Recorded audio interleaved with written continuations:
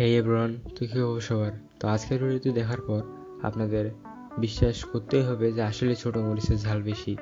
তো আজকে কিন্তু আমরা দুটি ড্রোন মোটর আপনাদের দেখাতে চলেছি।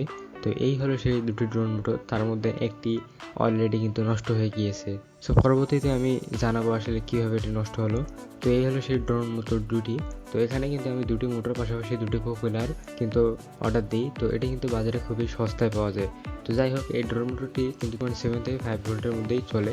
সো এখানে কিন্তু বেশি কিছু বলার নেই, চলুন এই পাখাটি লাগানো যাক। তো এই পাখাটি লাগানোর সময় কিন্তু অবশ্যই সাবধানতা অবলম্বন করুন, কারণ এটিতে যদি আপনি অতিরিক্ত চাপ দেন তাহলে কিন্তু মোটরটি পিছনের যে অংশটি সেটা কিন্তু খুলে আসবে। ঠিক এই মোটরটির সাথে যেটা হয়েছিল এটার সাথে ঠিক সেইটি হবে। তো অবশ্যই এখানে একটু হালকা চাপ দিবেন, তাহলে কিন্তু এটি। সো এখানে কিন্তু আমি 5 ভোল্ট ইনপুট দিচ্ছি এবং দেওয়ার সাথে সাথেই কিন্তু আমাদের যে ড্রোন মোটরটি সেটি চালু হয়ে গিয়েছে এবং যে পাখাটি আছে সেটি কিন্তু খুব বেশি পরিমাণে বাতাস দিচ্ছে। তো আপনারা হয়তো বিশ্বাস করবেন না, এই ছোট্ট এই মোটরটি আর এই পাখাটি দুটি মিলে যা শব্দ উৎপন্ন করছিল ভাই, সেটা 12 ভোল্টের কোনো মোটরও কিন্তু উৎপন্ন করে না। আপনি একটু এর শব্দটাই শুনুন।